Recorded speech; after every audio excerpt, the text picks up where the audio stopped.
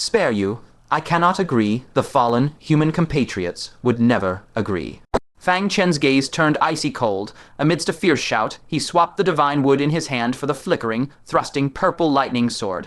The blade, carrying the rolling sound of thunder, slashed fiercely down toward the Soul Giant King's neck. The Soul Giant King had no way to dodge and howled in despair. Wang Chengxi, oh, the Black Sun King, will not let you go.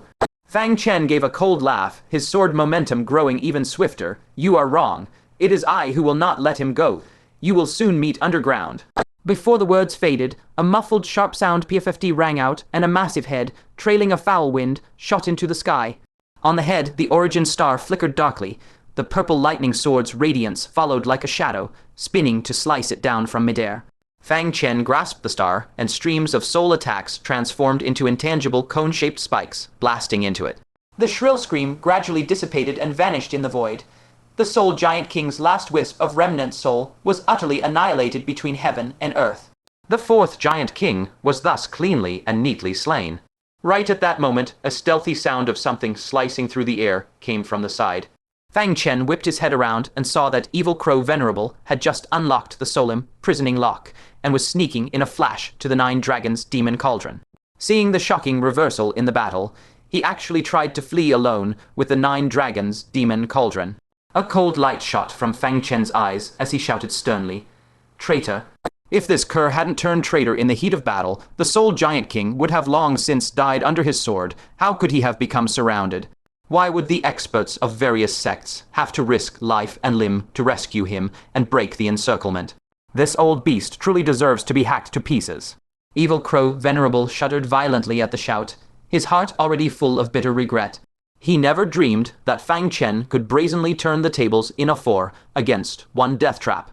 He had barely steeled his heart to betray Taicang province, yet the scales of victory ended up tipping decisively toward Taicang province. Whom could he complain to about this injustice? If he had gritted his teeth and held on a moment longer, acting together with Taicang province, he would now be a meritorious hero who turned the tide, his name shining in the annals of history. But now he is branded with the widely known infamy of a human traitor, and is still being relentlessly hunted down. This is all Fang Chen's fault. If he had simply died in battle obediently, wouldn't everything have been fine? Thinking of this, he glared venomously at Fang Chen. You ruined my lifetime of good reputation. I will not rest until one of us is dead. With that, he hugged the Nine Dragons' demon cauldron, attempting to activate his magical power to take it away. But once he got hold of it, he was horrified to discover that the cauldron was unimaginably heavy. He suddenly realized that the cauldron required a compatible force to be moved. Before he could figure it out, Fang Chen's bone-chilling voice rolled over crushingly. You like stealing my things, do you? Then have it. With a thought, Fang Chen sent a fierce stream of spatial energy into the Nine Dragons' demon cauldron. If this cauldron is opened with soul power, it is merely an ordinary pill furnace. But once activated with spatial power, what opens is an entrance straight into the void. With a muffled creak of machinery, the lid abruptly opened. A terrifying suction force surged out without warning, and on the spot, swallowed Evil Crow Venerable, who was hugging the cauldron tightly. Evil Crow Venerable was so frightened that his soul almost fled. He hurriedly activated his Evil Crow origin. An ink Black Crow Phantom carried him, struggling desperately outward against the torrent of suction. How could Fang Chen give him a chance to escape? With another thought, the lid began to close with thunderous speed. Evil Crow Venerable let out a howl of utter terror. No. Beneath him was the cold, dead void. Once completely sealed within the cauldron, his death would be certain. At the life or death moment, he gritted his teeth fiercely. The crow phantom beneath him exploded with a boom, transforming into a wild, unparalleled force that blocked the void passage beneath him. At the same time, the black divine halo at the back of his head let out a crisp sound and shattered accordingly. He actually hardened his heart and severed his own domain, sacrificing his lifetime of cultivation for a slim chance of survival. Taking advantage of the sudden disappearance of the suction behind him, his face dark and terrifying, he frantically dashed toward the cauldron's exterior. At this moment, his hatred for Fang Chen had seeped into his marrow. His painstakingly cultivated divine transformation realm, cultivation of a lifetime, was reduced to ashes in an instant. If he could escape this calamity, he would make Fang Chen pay tenfold, 100-fold. However, at the very instant he burst out of the cauldron's mouth, a jet-black vine shot out from within the cauldron without warning. The vine was incredibly fast. In a flash, it wrapped around him tightly and violently dragged him back inside. Evil Crow Venerable's voice was distorted with terror. "What is this? Ah, it's devouring my flesh and blood. Fang Chen, what did you put inside?" Fang Chen's expression changed abruptly. The Calamity Black Lotus? It was actually clinging to the bottom of the Nine Dragons' demon cauldron the entire time, never leaving. Fang Chen's scalp tingled. He would never dare let this supremely ferocious entity descend upon the Central Plains. Without hesitation, he decisively sealed the cauldron. Just as the lid closed, a muffled huge boom resounded fiercely from within. That was the Calamity Black Lotus madly ramming the lid, trying to break out. At the same time, Evil Crow Venerable's extremely shrill screams faintly penetrated through the cauldron's wall and reached his ears. After a moment, the screams abruptly ceased. Presumably, he had been sucked dry of his blood and flesh by the Calamity Black Lotus, dying full of hatred. Cold sweat beaded on Fang Chen's forehead, and a wave of lingering fear rose in his heart. So the Calamity Black Lotus could also devour the essence blood of living beings. Thinking that he and Yu Mingzhu had once been in close proximity to the Calamity Black Lotus in the void for quite some time, he felt a chill run down his spine. Thankfully, at that time, their cultivations were low, and the Calamity Black Lotus couldn't be bothered with them. Otherwise... He shuddered, quickly inspected the Nine Dragons' demon cauldron carefully, confirmed the lid was tightly sealed and the ramming sound had completely vanished, and then cautiously edged toward it alone in a spatial storage device. Unless absolutely necessary, this cauldron must not be opened lightly again. Otherwise, once the Calamity Black Lotus was released, the consequences would likely rival the apocalyptic catastrophe of the ancient giant's descent. After slaying the Giant King, Fang Chen's sharp gaze swept rapidly across the entire battlefield. Heart Demon Venerable, Heaven Listener Bodhisattva, Giant Lanfang, and True Word Venerable were still locked in fierce combat with their respective Giant Kings, with no immediate deadly danger in sight. Now that his hands were free, what Fang Chen would do next went without saying. On another part of the battlefield, exclamations of alarm suddenly erupted. Taoist Master Xuanyi, the sect leader of Three Pure Ones Mountain, collapsed in a pool of blood, his body drenched in gore. Just moments ago, an ancient giant's long tongue pierced through his chest, destroying his 5 viscera and 6 bowels, his life force dissipated like a burst dam, more than half gone. An elder beside him caught him, tears streaming, and stuffed healing pills into his mouth. Taoist Master Xuanyi weakly raised his hand to stop him, his breath like a faint thread. "Don't mind me, keep killing the enemy." He was fully aware that he was beyond saving. Looking at the piles of ancient giant corpses around him, a pleased expression showed in his eyes. "I killed 5 by myself, comparable to those 9. Orifice, Nascent Soul Seniors, Ho self, destructed it was worth it. Remember to tell that brat Fang Chen that this old man isn't bad either, did you hear?" His vision quickly blurred, and he vaguely saw an ancient giant swinging a spiked club down at his head. He silently closed his eyes, calmly awaiting the verdict of fate. But at this critical moment, a huge splash of scalding hot blood drenched his head and face, jolting him awake. In his blurred vision, a figure of a youth in ink, black clothes, stepped on a rolling, massive skull, and walked steadily before him. The youth casually tossed a spirit pill onto him and said with a mocking tone, "Only 5 kills. That won't make you a hero. Get up, keep killing." As the words fell, the black figure shot into the sky and streaked toward another battlefield. Taoist Master Xuanyi fumbled and swallowed the spirit pill. The fatal injuries all over his body miraculously healed at an incredible speed. His vision cleared and he stared blankly at the departing figure, lost in a daze for a long while. Then he suddenly scrambled to his feet, grinning and cursing. "Little brat, I'll make you look at me with new eyes for sure." With a roar, he fearlessly charged back into the fray of giants. At the same time, Fang Chen's voice, resonant as a bell, rang out from the sky. "The Soul Giant King, the Shadow Giant King, and Evil Crow Venerable are dead. You can't escape." This proclamation struck like a thunderclap, electrifying the human coalition forces while plunging the remaining ancient giants into utter chaos. Under the relentless, suicidal onslaughts of 9 Orifice and 8 Orifice nascent soul cultivators, the initial 400 ancient giants had already been reduced by over 200. Then the main army, fearless of death, swarmed and slaughtered in a pincer attack, cutting down another 100. Now the surviving 100-odd giants, many missing limbs and broken, could no longer stand as worthy adversaries against Fang Chen and the human coalition. Overwhelmed by sheer terror, their will to fight collapsed instantly, and they fled in panic, stricken desperation in every direction. But the blood maddened human fighters from the various sects. How could they possibly let them escape?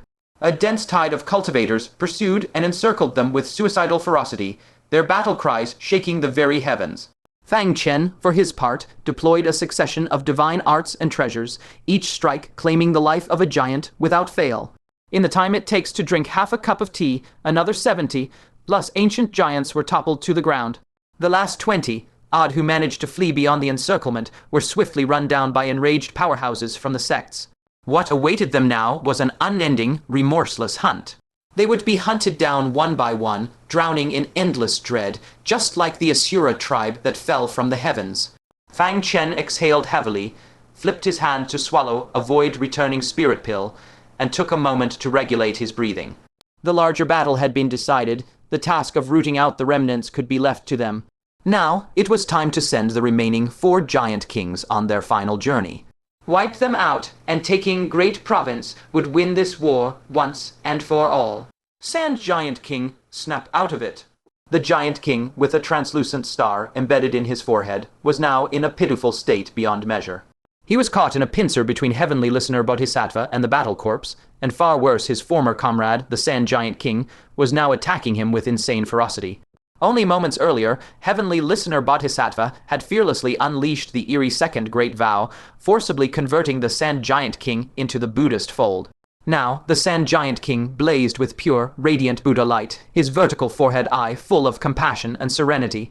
The origin star on his forehead spun ceaselessly, commanding the sky, full of yellow sand to aid the Buddhist side, dealing merciless death to his former ally. The desperate shouts of his friend seemed to fall on deaf ears. The scene was all too reminiscent of the Sky Demon Emperor of bygone days. The only difference was that the Sky Demon Emperor had been converted at the nascent soul stage, whereas the Sand Giant King was at the deity transformation stage. Seizing this opening, the Battle Corps launched a sudden, fatal strike. The black war blade in Fang Chen's hand carried the might of annihilation, cleaving forth a fearsome edge that would chill even a deity transformation cultivator's heart. The invisible Giant King, with his translucent forehead, had no room to evade, and was brutally cleaved open across one side of his body, sending steaming blood spraying into the air. He let out a harrowing howl of agony. Shocked and enraged, he violently activated the translucent star on his forehead. In the next instant, his entire form dissolved into a plume of smoke, merging silently into the atmosphere, vanishing without a trace. Giant Lanfang's gaze sharpened. He pressed close to the Bodhisattva and asked warily, "Can the Bodhisattva see him?" Heavenly Listener Bodhisattva's ear twitched slightly. He shook his head and sighed. He is the invisible Giant King, capable of shielding his presence from those of the same level and hiding in formlessness. Giant Lanfang frowned in secret. That domain was truly a nightmare to deal with. It was fortunate that the Bodhisattva had acted so decisively, paying whatever cost necessary to unleash the second great vow and forcibly convert the Sand Giant King. Otherwise, with one foe hidden and one visible, Giant Lanfang would likely have long since perished, his path extinguished. The immediate situation was no less vexing. Allowing this invisible Giant King to escape would be like loosing a tiger from its cage. Wherever he passed, living beings would be plunged into misery and destruction. And to make matters worse, his origin power was that of invisibility itself. Trying to hunt him down would be like fishing a single needle from the vast ocean. Even more terrifying, he could flash out of the shadows at any moment and strike a fatal counterblow against some deity transformation expert. He was as dangerous as a lethal viper.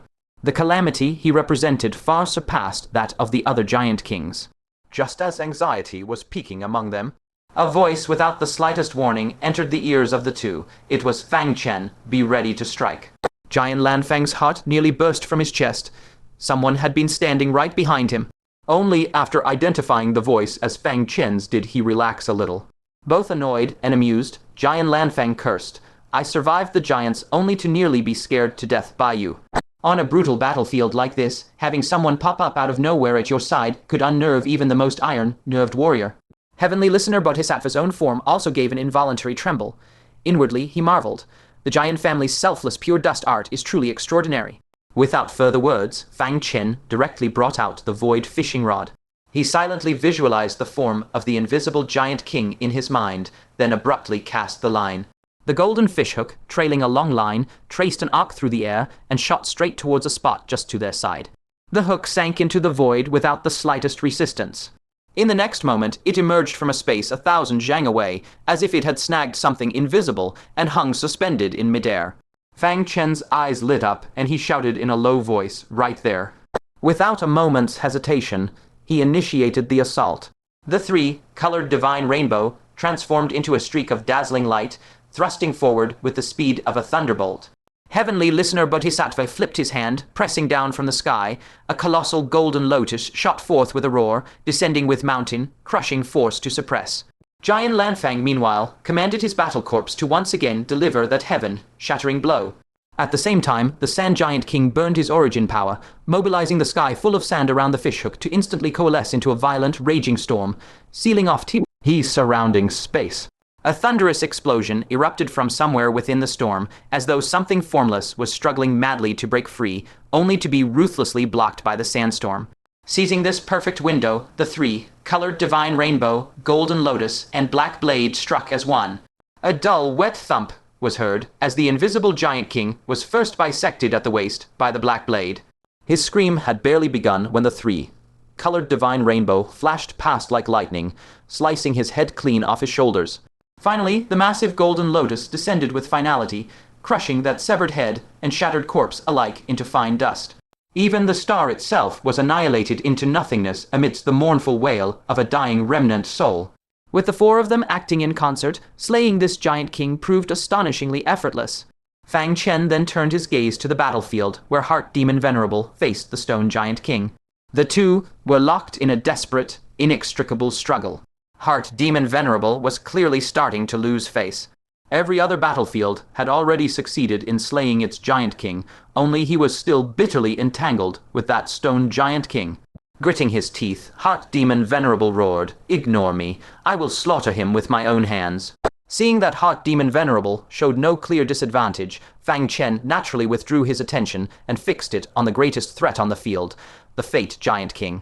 To his mild surprise, though both were experts newly ascended to the second decay of the heaven, man stage, True Word Venerable actually held a slight upper hand in the exchange with the Fate Giant King. Whenever the Fate Giant King tried to deploy his origin power, his thoughts would be forcibly severed by True Word Venerable's domain. So much so that the Fate Giant King would occasionally appear dazed, his movements sometimes rigid and mechanical.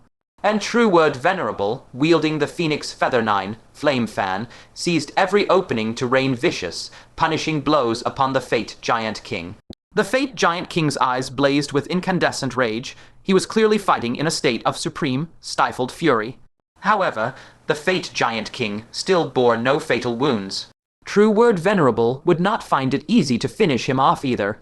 Fang Chen wasted no more words. His form became a streak of light as he sped over. Heavenly Listener Bodhisattva went even further, bringing the Sand Giant King along and blinking directly onto the battlefield. Without a pause, he unleashed his Buddha light. Tempered by the battle with that size, shifting to Star Giant King, the Bodhisattva struck now with a force as explosive as a thunderclap. A towering golden Buddha phantom, bridging heaven and earth, manifested in the sky and then crashed down with an ominous boom, radiating irresistible Buddhist majesty. Fang Chen followed right behind. He swallowed a void-returning spirit pill and sent the three, colored divine rainbow, slashing forward like a ribbon of chaotic light. Giant Lanfang, not to be outdone, had his battle corpse unleash that world, destroying Cleave once more. The Sand Giant King, willing to burn his very origin star, condensed 100 Jiang Sand Titan that lunged forward with crazed ferocity. In an instant, 4 terrifying deity transformation level strikes converged. The Fate Giant King was caught completely off guard. Sweeping the entire battlefield with his divine sense, his heart seized with horror. On this vast field of slaughter, only he and the Stone Giant King were still barely clinging to life. The Invisible Giant King, the Soul Giant King, and Evil Crow Venerable, all had fallen. And the Black Sun Royal Court's final 400 ancient giants had been culled, with only a dozen or so remnants left, now being mercilessly hunted down. The mighty army of the Black Sun Royal Court that had swept in was nearly annihilated. A storm of shock surged in the heart of the Giant King of Fortune. How had it come to this? Before their descent, the heroic declarations of easily sweeping away Taicang, supporting the other tribes, and ruling the Central Plains were still vivid in their minds. Yet in the blink of an eye, only he and the Giant King of Stone remained. The rest had either died in battle or been taken captive. He could not understand why this battle had been so disastrous. Where exactly had things gone wrong? Was it that the giants lacked experience? Or were they afraid to fight to the death? Or had the few giant kings underestimated the enemy? No, none of that. In this battle, both the giant kings and the ancient giants had given everything in a desperate, life-risking fight. But in the end, the result was a crushing defeat with the entire army annihilated. He was filled with unwillingness. Feeling the 4 soul formation strikes surging toward him, his dagger, like teeth, ground audibly, and the origin on his forehead spun madly. Misfortune, calamity, catastrophe. With the cultivation of a 2-star giant king, unleashing these 3 great curses again still possessed terrifying destructive power. But with the true word venerable present, how could he allow him this chance? The true word venerable's voice erupted like spring thunder, coldly shouting, forbidden true word. The giant king of fortune's train of thought was instantly interrupted by force. The spinning of the origin on his forehead halted abruptly, and his entire body fell into a brief rigidity. The 4 soul formation strikes slashed onto him almost simultaneously. 2 sickening, dull thuds were heard, and blood spurted out. Then came an earth-shaking boom. The tri-colored divine rainbow viciously cut into his neck, going straight to his spine before the giant king of fortune barely regained the power to move. He let out a sky-shattering roar of pain, twisted his head violently, and actually used the muscles of his neck and shoulders to tightly clamp onto the tri-colored divine rainbow, thus preventing the fatal blow that would have severed his neck. Immediately after, his body contorted eerily. The black war blade that could have bisected him merely grazed past his waist and belly, slicing open a huge gash. Scalding intestines tumbled out with a sloshing sound. The giant king of fortune then simultaneously threw 2 punches, fiercely scattering the golden Buddha phantom, and the giant condensed from sand. Fang Chen saw this, and his expression grew solemn. As expected of a 2-star giant king, even this couldn't kill him. But it was only a matter of time. Now with 5 against 1, and a true word venerable of the 2 declines of the celestial realm overseeing the fight, even attrition alone could wear him down to death. Suffering such severe injuries, the giant king of fortune was thoroughly enraged. He opened his bloody maw and roared furiously, "You insolent ants, give your lives to this king." An earth-shattering explosion rang out as his feet stomped the ground violently, and his entire body shot out as if teleporting. The true word venerable's pupils contracted, and he urgently shouted, "Watch out!" The desperate counterattack of a 2-star giant king on the brink of death is lethal enough for any soul formation cultivator. Fang Chen's heart tightened, and he secretly activated his black dragon battle armor. But soon, using his wind origin, he sensed something amiss. The trajectory of the giant king of fortune's explosive movement was not aimed at the 5 of them at all. It was... Fang Chen followed the trajectory and looked far into the distance. His face instantly changed drastically, and he urgently shouted, "Heart Demon Venerable, get away." The giant king of fortune's target was actually the Heart Demon Venerable. This turn of events caught everyone off guard. The Heart Demon Venerable also felt that overwhelming killing intent. How could he dare to continue fighting? He decisively abandoned the giant king of stone and was about to teleport away. The giant king of stone instinctively raised his fist, intending to deliver a fatal blow to the Heart Demon Venerable. Just this one strike could intercept him for a moment. When the giant king of fortune arrived, they could instantly kill him. For some unknown reason, the giant king of stone ultimately did not throw that punch. At the same time, a powerful burst of energy erupted beside him as the giant king of fortune flashed over. He glanced regretfully at the direction where the Heart Demon Venerable had disappeared. Then, without another word, he grabbed the giant king of stone and flashed toward the forbidden ground. That's right. He was preparing to flee back to the heaven realm. The situation was lost. He had to retreat first to preserve his strength and plan anew. The group instantly perceived the giant king of fortune's intention, and their expressions all darkened. Trying to run. The true word venerable blurred, bringing Fang Chen and Jian Lanfang, while the Bodhisattva brought the giant king of sand. They simultaneously teleported and directly pursued him to the entrance of the forbidden ground. By this time, the giant king of fortune had already brought the giant king of stone back to the sky, eaching black pillar deep within the forbidden ground. He looked at the pursuing powerhouses of Taicang province, his face showing wariness. He glanced sideways at the giant king of stone and said gravely, "Cover my retreat. I will go up first, then provide long-range cover for your withdrawal." The giant king of stone obeyed completely, bowed and replied, "Yes, my lord." The giant king of fortune nodded. Among giants, hierarchy was strict. A 2-star giant king held absolute authority over a 1-star giant king, just as a 1-star giant king did over ordinary ancient giants. He confidently leaped up, dashing straight for the sky, reaching Black Pillar.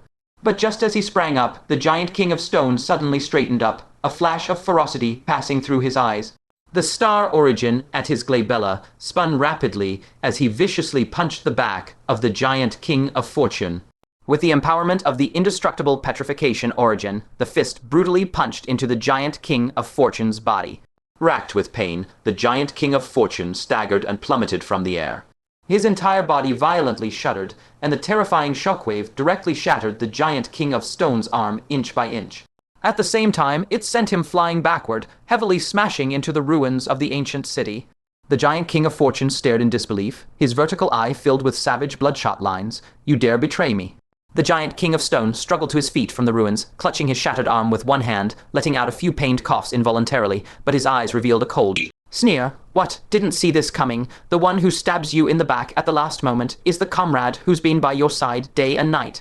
The giant king of fortune growled darkly. "Why? Is it because you think I treated you as a disposable pawn, so you're deliberately seeking revenge on me?"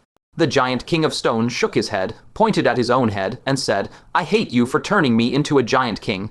The giant king of fortune's vertical eye trembled violently, and he couldn't help but gasp, shocked. You've recovered your memories."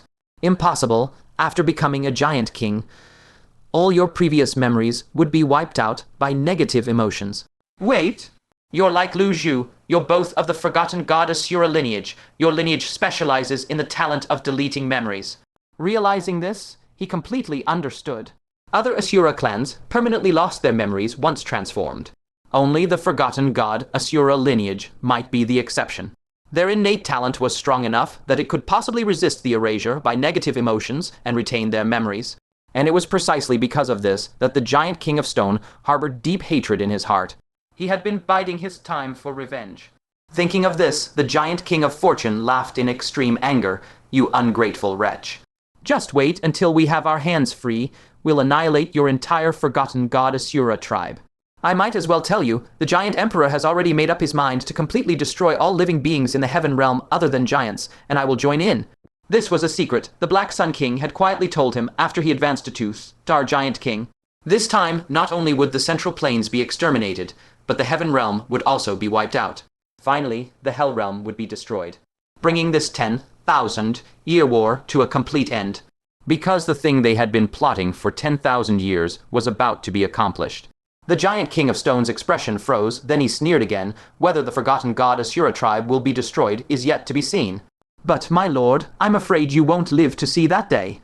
The giant king of fortune's face slightly changed. What did that mean? Could it be that the giant king of stone had some hidden trump card to counter him? Suddenly, a sharp pain erupted inside the giant king of fortune's body. Alarmed, he yanked out the stone giant king's hand that had been embedded in his body. From the cracked fist, strands of pitch-black venom slowly oozed out. The giant king of fortune's palm trembled as he said in horror, "The venom of the shadow black snake."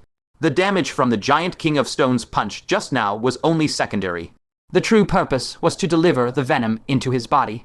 Around his wound, it rapidly blackened, and clumps of rotting black sludge gushed out. Those were his internal organs melting from the venom. Next, his vertical eye also rotted, turning into thick liquid and rolling down. From his ears, mouth, and nostrils, foul, rotting slurry gushed forth in torrents. His entire body decayed violently from the inside out.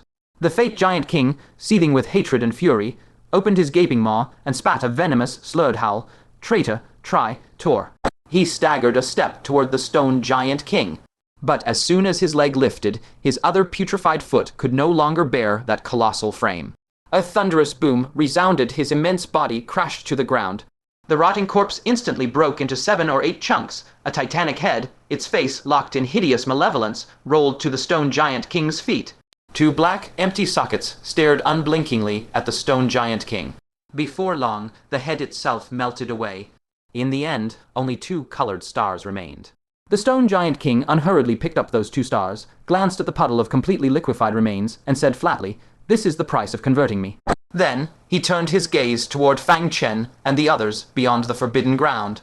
The corner of his mouth curled slightly. With hands clasped behind his back, he sauntered to the edge of the forbidden ground and faced them eye to eye. Surprised. Zhenyan Venerable, the Bodhisattva, and Heart Demon Venerable stood momentarily stunned.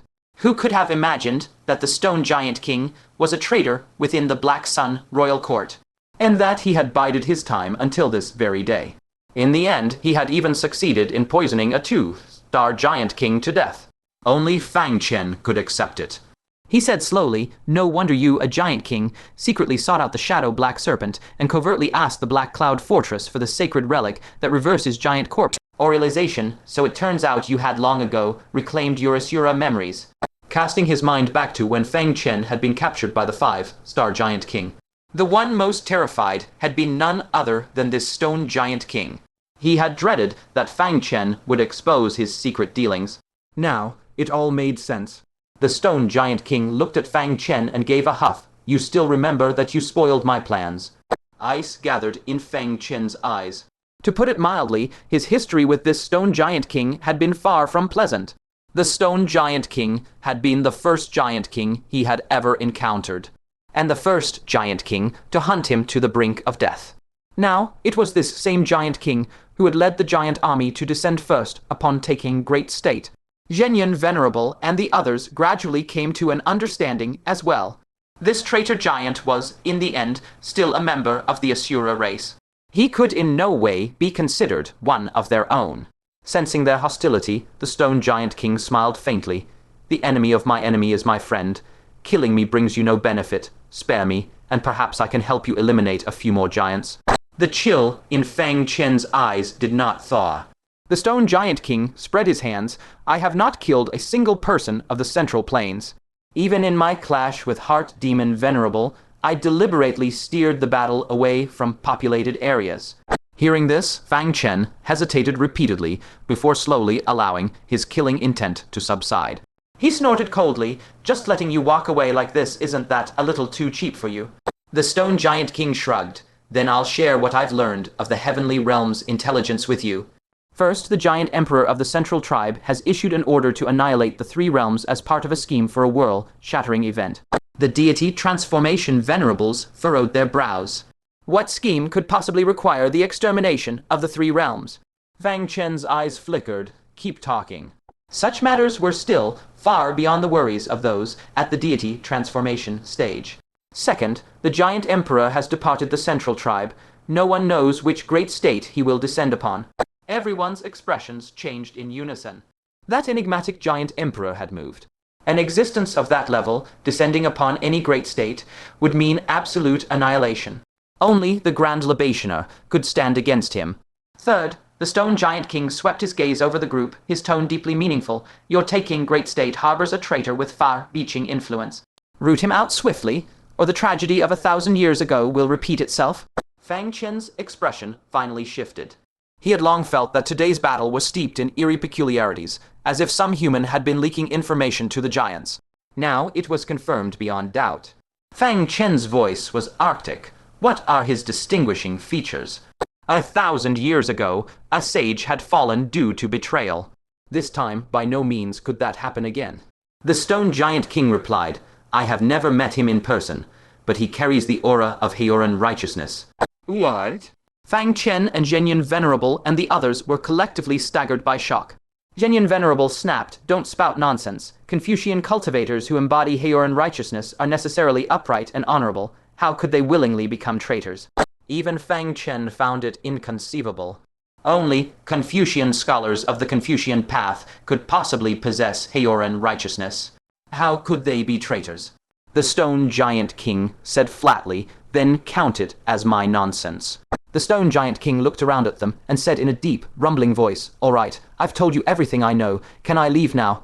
Fang Chen drew a deep breath, forcibly calming the turbulent waves inside him. He fixed his eyes on the Giant King and asked in a low voice, "Where do you intend to go?" The Stone Giant King pondered for a moment. "Perhaps I'll go back to the Black Sun Royal Court and continue hiding my identity. Or perhaps I'll return to my tribe and help them fend off the giant attacks. Fang Chen's gaze drooped in thought for a second. Then he flipped his hand and produced a tiny pinch of powder radiating a holy, pure light. It was precisely the sage crystal dust, the substance that could reverse the giant transformation. Before the battle, he had crushed the entire crystal and distributed the powder to everyone for their protection. He nimbly placed the powder into a jade box, sealed it properly, and casually tossed it to the stone giant king, declaring clearly, "Take this. If you return in that giant form, aren't you afraid the Asura tribe might slay you by mistake?" Whether he chose to remain undercover or to return to his tribe, this powder would let him make the choice freely. The stone giant king froze on the spot. He had never expected Fang Chen to gift him such a precious sage crystal dust. After a moment's hesitation, he caught the jade box, looked at Fang Chen with a complicated gaze, and said, "No wonder the Green Pearl Asura king was so easily subdued by you, calling you husband the moment you met. You young fellow, you do have your charms." Jinyan Venerable's gaze, sharp as a blade, instantly shot over to Fang Chen. She chuckled coldly. Is there any woman he can't win over? One day he marries a female sage. Wouldn't surprise me in the least. HMPH. Fang Chen's face flushed with embarrassment. He glared at the stone giant king in mortified fury. "Give back the sage crystal dust. I'm done playing." The stone giant king stared at Jinyan Venerable in dumbstruck realization. The stunningly beautiful Venerable undergoing the second heavenly decline was also Fang Chen's woman. An awkward look crossed his face, and at the same time he raised a thumb in admiration. Impressive. A wife in heaven and a wife on earth. A paragon for us all. Under Fang Chen's glare, which was on the verge of shooting fire, the stone giant king awkwardly retreated, cupped his fist and said, "I'll take my leave then. Consider this a great favor I owe you." He spun around, dashed back to the skies, scraping black pillar, leaped up and landed steadily atop it. At the moment of departure, he looked back at Fang Chen once more and said solemnly, "I'm going now. Take care. The war you face is far from over. The Black Sun Royal Court is but the weakest of the 9 great tribes." With that final word, his figure blurred and hurtled at speed along the pillar that pierced the heavens. Fang Chen and the others felt their hearts sink heavily, as if an invisible boulder had been pressed upon them. Taicang Great State had indeed won a resounding victory. But what of the other great states? The Black Sun Royal Court's invading army had only possessed one Star Giant King. The enemies facing the other states would likely be far more formidable. Should those great states be unable to hold their ground and fall, those ancient giants would eventually swarm toward Taicang Great State. They would either have to find a way to reactivate the interstate teleportation arrays, or, if that proved impossible, they would have to force a crossing of the boundless, endless sea that separated the great states. Jinyan Venerable composed her expression and said, "First, let's check the situation in the other states, and we should tally the casualties Taicang Great State has suffered." Hearing this, Fang Chen drew a deep breath, a suffocating tightness gripping his chest. He found himself almost afraid to go examine the casualties at the heavenly secret pavilion. The final battle had been so brutally fierce, the chance that no one from the pavilion had perished was virtually zero. Jinyan Venerable saw through Fang Chen's turmoil at a glance, and uncharacteristically softened her tone. "Life is a series of farewells. Accepting departures and respecting the final curtain is an essential lesson in living. Keep your spirits up. The road ahead is long, and many still need you at their side." Fang Chen's inner turmoil eased slightly. He raised his head toward the broken apex of the protective light barrier and shot upward into the sky. Through the translucent black ice, he reached out and gently patted Jiang Wuya's remains, overlooking the devastated land and rivers. He sighed, "Big brother, this land, I held it for you. Are you satisfied?" The only answer was the roaring wind that swept between heaven and earth.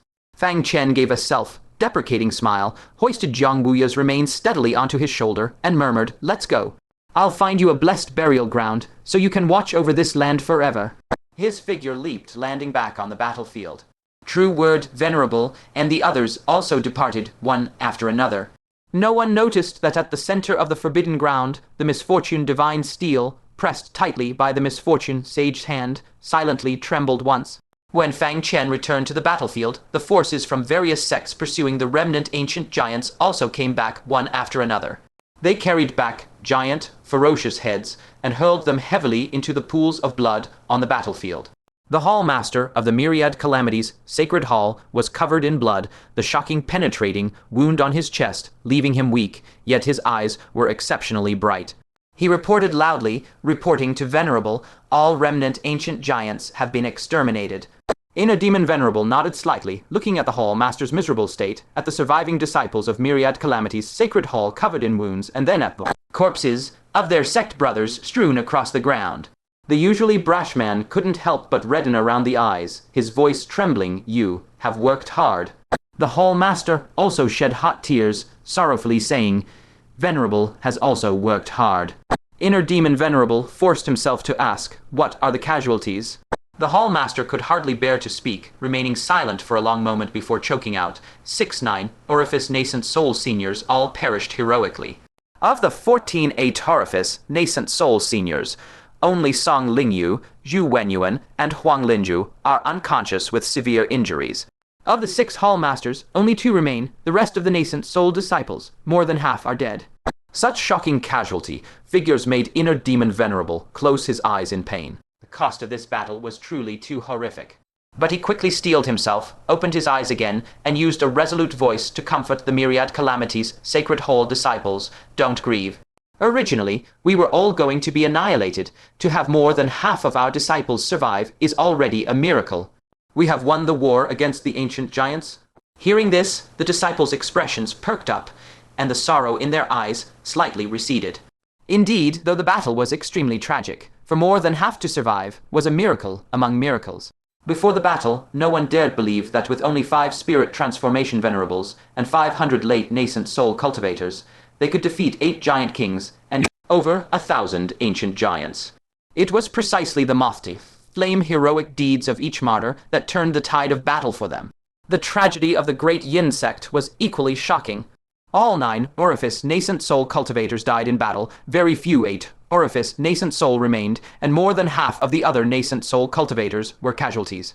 The fire-worshipping cult, Myriad Phenomena, Void Realm, Skyline Sea Pavilion, and other sects all suffered tragic casualties. Of the 70, plus small and medium sects, only a little over 40 remained.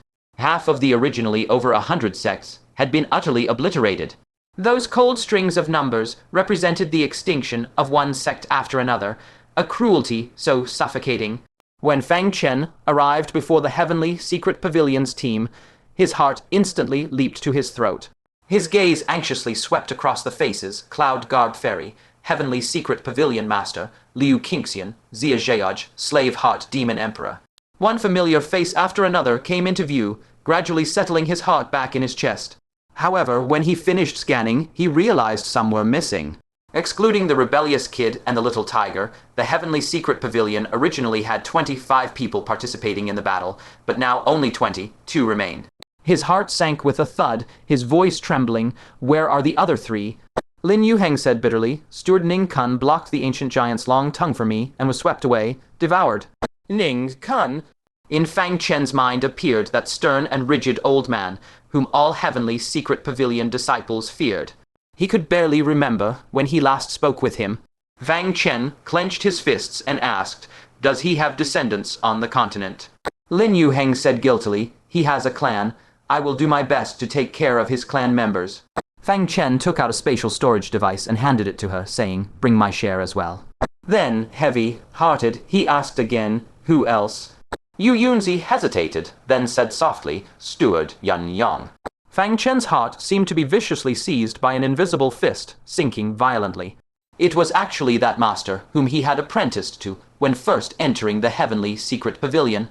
Although their master-disciple relationship lasted only a short month, and they hadn't interacted much, her serene figure often holding scrolls had always left a deep impression on him. She too had actually departed. Are her remains still here? Fang Chen choked out. Yu Yunzi nodded with tears. Yes, I plan to bring her remains back to the Heavenly Secret Pavilion for burial. Fang Chen's eyes reddened, and he asked shakily, and the last one. He almost didn't want to listen anymore, didn't want to hear any more names. AI, count me as one. A helpless sigh suddenly rang out. Fang Chen looked through blurred vision and saw a fist-sized soul figure hugging the moon mirror floating before him. It was Liang Feiyan. He scratched his head and said indignantly, while dodging the giant's attack, a heartless fellow drove a chariot over my head and crushed it. Fang Chen, with tears in his eyes, couldn't help but let out a PFFD of laughter. The originally extremely sorrowful atmosphere disrupted by Liang Feiyan's unfortunate experience, instantly became a mix of tears and laughter. Liang Feiyan's old face burned with shame and fury. Stop laughing. Ren Guhong has your bird that was smashed by the wolf. Fang Club recovered. You dare laugh. Ren Guhong, who had been suppressing his laughter, instantly froze. Then his whole face flushed red, wishing he could crawl into a crack in the ground on the spot. This Liang Feiyan was truly a son of a bitch. Not content with losing face himself, he had to drag him down too. No, absolutely, not letting only him be mocked. He glanced around and instantly locked his gaze on the rebellious kid who was laughing heartlessly. He let out a cold snort. What are you laughing at? Have you washed the piss from your cloth? The rebellious kid, upon hearing this, immediately looked down at the cloth piece on his body. The cloth was damp and faintly tinged with yellow. Earlier during the great decisive battle, he had almost been trampled to death and wet his pants in fright. Now, his little face, covered in green scales, instantly flushed red. Guziner doubled over laughing, tears almost coming out. Ha ha ha. There's actually someone who wet his pants. This is killing me.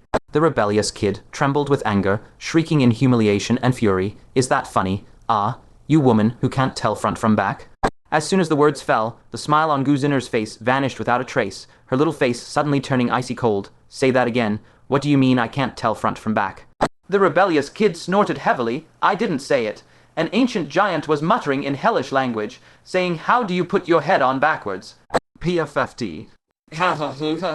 Everyone could no longer hold back and burst into loud laughter. Guziner's face flushed bright red. She went berserk and stomped her feet, shrieking, which bastard giant said that? Take me to him. I'll chop his corpse into pieces and feed it to the dogs. Fang Chen at least said she was a handful, but this damned giant, was he blind for 18 generations of his ancestors? He actually dared say her front was as flat as her back. This is absolutely outrageous. After this commotion, Fang Chen's state of mind was completely restored. Compared to those other sects, some had their disciples halved, and some had even been directly exterminated. For the heavenly secret pavilion's casualties to be so small was already a miracle. This was thanks not only to each of them possessing the heavenly silk divine water, and the returning to void spirit pill gifted by Fang Chen, which gave them a second life on the battlefield, but even more so to Fang Chen twice ascending to the celestial realm and attacking the heaven's relic city, bringing fame to Taicang great region and earning the respect of the world. So much so that on the battlefield, people from various sects gave special care to the heavenly secret pavilion disciples, the most typical being the pavilion master himself. When first facing the stone battle group, as the heavenly secret pavilion master's life hung by a thread, an elder of the great Yin sect sacrificed himself to save him, but unfortunately fell. The others, to varying degrees, also received their overt and covert protection. This, too, was the karmic merit Fang Chen had accumulated for the people of the heavenly secret pavilion. Thinking of this, he bowed in the directions of the various sect forces, one by one, offering silent thanks. Just then, the sky shimmered with waves of light. 9 colossal projections reappeared, simultaneously displaying the battle situations of every province across the Middle Lands, 9 provinces. Forces of each province could clearly see the slaughter unfolding in the other provinces. Everyone lifted their heads to look, curious about the state of the other provinces. By all logic, Grand Granary, Great Province, had the lowest fortune and weakest strength among the 9 provinces. If even they had achieved a great victory, the others should be doing no worse. However, once they saw the situation in each province, everyone's expressions turned extremely grim.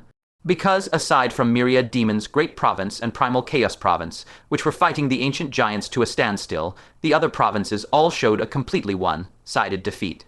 Gaze shifted to the Great Wilderness Province. The wishless Venerable's death had taken the life of a 3-star Giant King, but the response was a 5-star Giant King and 20 more Giant Kings descending one after another. Moreover, the ancient giant army they led had reached a terrifying 2,000 strong. In contrast, in the Great Wilderness Province, the mighty cultivators at the divine transformation stage, excluding the fallen wishless Venerable, numbered only 10. After a fierce battle, the outcome was imaginable. Of the 10 Venerables in Great Wilderness Province, only 3, including the Red Dust Venerable, were still clinging to life by a thread. The army of over 1,000 nascent soul cultivators, in the mid to late stages, was beaten down to a mere 200 or 300. On the ancient giant side, however, only 3 giant kings had fallen. The giant army had, even more eerily, grown directly from 2,000 to 2,100. Far from suffering losses, it had increased. Red Dust Venerable looked around at the dense, tightly encircling ancient giant army, her face full of bitterness. She had thought this battle would be desperate, but she had never imagined it would be so utterly hopeless. The hope that the wishless Venerable's sacrifice had brought to Great Wilderness Province lasted only a fleeting moment before being trampled mercilessly by the ancient giant army. Not only did they far surpass them in numbers and combat strength, they also possessed a nearly cheating superweapon. That is, the blood pool. These ancient giants had actually brought the blood pool, capable of transforming living beings, down to the lower realm. Any living captives, whether divine transformation venerables or nascent soul cultivators, were all thrown into the blood pool. After paying a heavy price and just slaying a giant king, a comrade would be captured, only to be transformed into a new giant king. Whenever they painstakingly killed a group of ancient giants, whole clusters of nascent soul cultivators would be captured and fed into the blood pool. After the battle, the ancient giants ended up more numerous than before. How could they even fight this battle? At that moment, the 5-star giant king, carrying the blood pool, slowly approached. His voice was as cold as ice. Enter the blood pool and join our giant race. This is the grace I bestow upon the strong of Great Wilderness Province. The implication was that only nascent soul cultivators at the mid till 8 stages were worthy of conversion. All other living beings did not even have this qualification. They were only fit to become their food. Red Dust Venerable clenched her blood-stained silver teeth, hesitating on the spot for a moment. She was not tempted by the conversion, but was making the most harrowing calculation between life and death. Should she lead the remaining army in a suicidal charge to perish together, or should she slit her own throat before the blood pool, lest she be captured alive and become a monster that slaughters her own kind? If they chose to die together and were captured, they would instead become accomplices to the giants. But if they cut their own throats at the front line, that would simply let these ancient giants off easy. Just as her heart was fiercely struggling, a slightly drunken voice suddenly resounded through the sky. That was the Great Libationer of Great Wilderness Province. His voice, aside from a trace of drunkenness, was exceptionally forceful, full of uplifting power. Battle report. Grand Granary, Great Province, has achieved a great victory. Grand Granary, Great Province, has achieved a great victory. Grand Granary, Great Province, has achieved a great victory. The same words, repeated with such sonorous power 3 times, echoed long across the battlefield. The demonic cultivators were all stunned, their faces filled with disbelief. How could Grand Granary, Great Province possibly win? That was the weakest province, with hardly any divine transformation venerables. Red Dust Venerable murmured in disbelief. How could this be? She racked her brains, but could not figure out what Grand Granary, Great Province could use to win. Until the 9 projections of each province's battle situation appeared before her eyes, she saw the other great provinces still fiercely engaged, with only Grand Granary, Great Province covered in smoke. The remnants of the army led by Fang Chen gathered on the battlefield strewn with giant corpses, gazing at them. Red Dust Venerable's beautiful eyes suddenly widened. Grand Granary, Great Province really won. Yes. Fang Chen destroyed the blood pool of the Black Sun Royal Court and mopped up their spiked clubs and could move the heaven, connecting Black Pillar to that calamity forbidden zone. Grand Granary, Great Province indeed had a sliver of hope to turn the tide, as expected of Fang Chen. If only I could be pressed down by him once, I'd die with no regrets today. The nearby Venerable rolled his eyes and shouted sternly, "Wake up! If Grand Granary, Great Province has won, they can come to aid us." Red Dust Venerable suddenly came to her senses. That's right. With one province achieving a great victory, they could aid the other great provinces, and from the looks of it, Great Wilderness Province was the most brutal, so they would likely come to help here. Then they still had a glimmer of hope. The death wish in her eyes vanished completely, and she shrieked, "Hold on, everyone.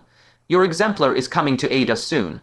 The remaining 200, plus nascent soul mid to late stage demonic cultivators were immediately reinvigorated, shouting in unison, "Endure! Endure! Endure!" The demonic cultivators rekindled their fighting spirit and looked at the enemy with fierce killing intent. On the other hand, the giants became somewhat flustered, staring at the battle situation in Grand Granary, Great Province, with faces full of disbelief. Although the Black Sun Royal Court was the weakest tribe, Grand Granary, Great Province was also the weakest province. In order to annihilate the Middle Land, this time the entire giant race had sallied forth, ensuring that each tribe's forces were twice that of the corresponding Middle Land Great Province. How exactly did the Black Sun Royal Court lose? And lose so thoroughly, completely annihilated in Grand Granary, Great Province? The 5-star giant king's eyes revealed a sharp glint. His icy gaze swept over the remaining demonic cultivators as he coldly commanded, "Kill them all, march to Grand Granary, and avenge the Black Sun royal court." How could he give Grand Granary, Great Province, the chance to come to their aid? At his command, the dense tide, like ancient giants, instantly surged forward. Red Dust Venerable was not surprised by this. Surrounded as they were, how could Grand Granary, Great Province, arrive in time to rescue them? She had called on everyone to hold on, just to put some pressure on the giants, to make them not dare to think of capturing and converting them anymore. She lifted her gaze to the distance and murmured softly, "Fang Chen, go support the other great provinces. The Middle Land relies on you now." Leading the group of demonic cultivators behind her, with intense killing intent surging in her eyes, she charged straight toward the massive giant. This scene was just like the decisive battle in Grand Granary Great Province, where cultivators from various sects advanced wave after wave, like moths flying into the flame. However, a sudden change occurred. A woman dressed in a cyan palace gown, with a graceful figure, appeared like a phantom, silently flashing before the two armies.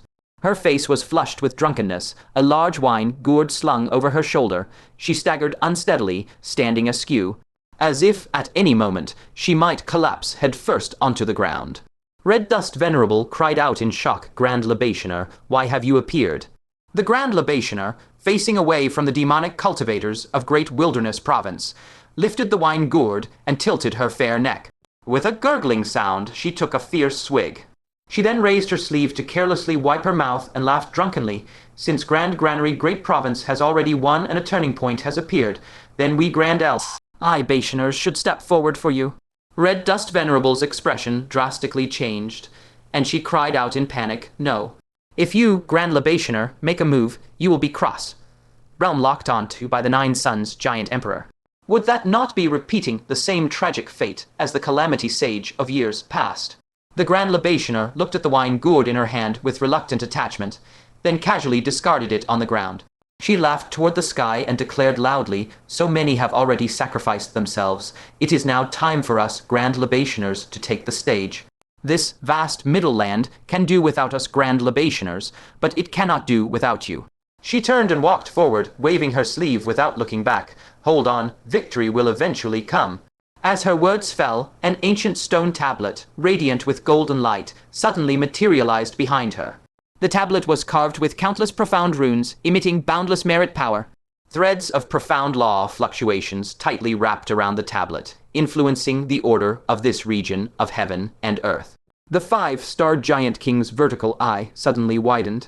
Holding the blood pool, he retreated in panic, his deep voice filled with dread. "A merit monument, that is the symbol of a sage of the central continent. Grand Libation Priest, have you forgotten how the Sage of Misfortune fell?" The Grand Libation Priest's drunken haze vanished in an instant, her jade-like face now covered in bone, chilling coldness. "Of course I know. But so what? I have guarded the Great Wilderness Province for 1,000 years. Wasn't this very moment the one I've been waiting for?" Her words rang with resolute finality. She raised her slender index finger, and in an instant, a terrifying force of law burst forth from the merit monument, soaring into the sky. The Grand Libation Priest chanted calmly, "Limitless." The erupted force of law swept in all directions, instantly enveloping all living beings except the demonic cultivators. The 17 giant kings present and the 2,100 ancient giants were all struck by the law. A 3-star giant king's vertical eye gradually filled with maddening greed. His low roar resounded through the clouds. "The Great Wilderness Province is mine alone. No one dares to take it. No one." With a muffled thud, he suddenly grabbed the neck of a giant king beside him without warning and tore the head, neck and all, clean off with raw force. Immediately after, another giant king went utterly berserk, viciously attacking those nearby. Then the 3rd, the 4th, the 5th. The giant kings were thrown into insane mutual slaughter, each consumed by greed to eliminate all rivals and claim the Great Wilderness Province for themselves. The ancient giants were even more ensnared in the cage of law, unable to break free. All 2,100 giants likewise began killing each other like madmen. Only that 5-star giant king, though his whole body was deeply affected by the law and his heart stirred with boundless greed, still clung fiercely to a shred of reason. He resolutely took out a pitch-black bone. Swirling upon it was a heart. Stopping black curse missed the very curse power of the giant emperor. Through this cursed power, he barely managed to keep his mind clear.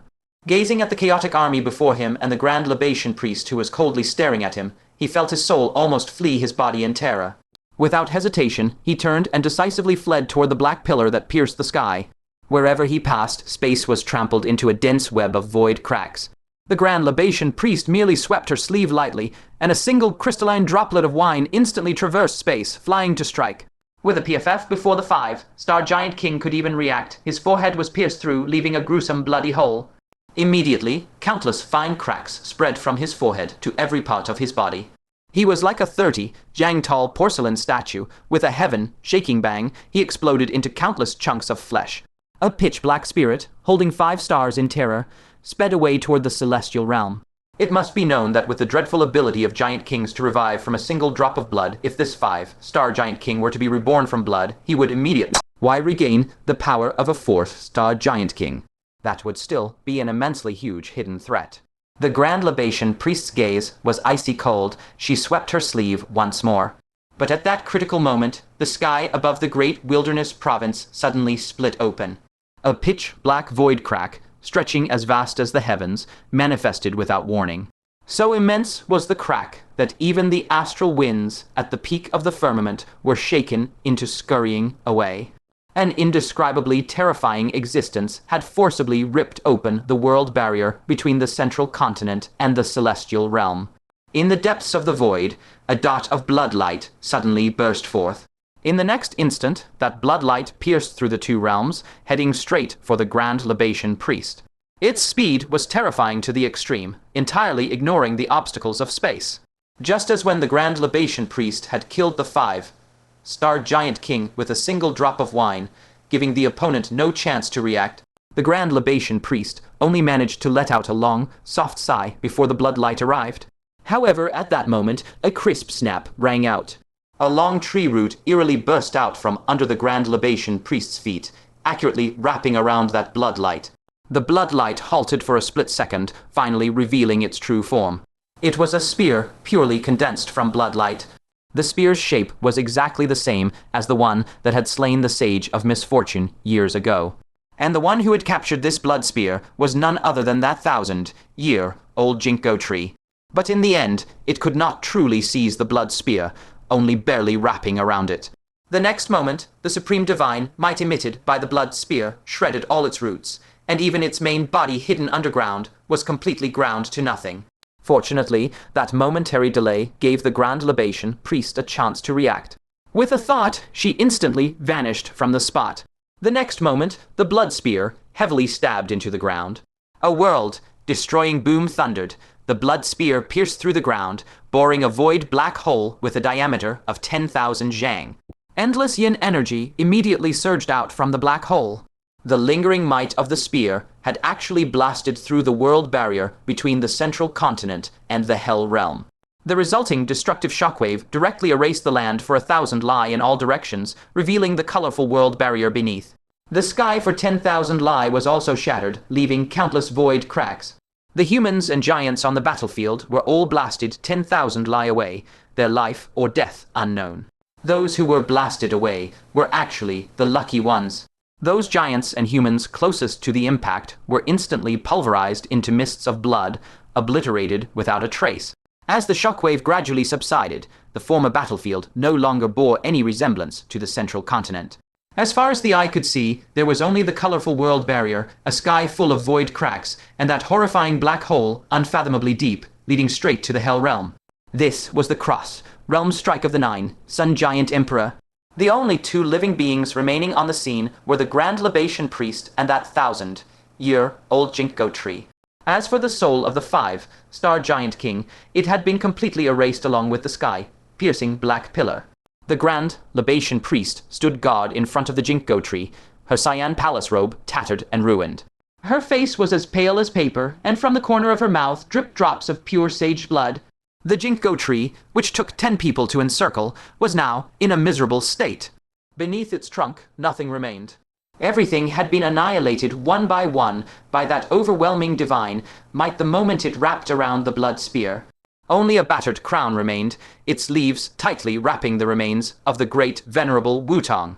The Grand Libation priest looked back and said with a bitter smile, "Why must you do this?"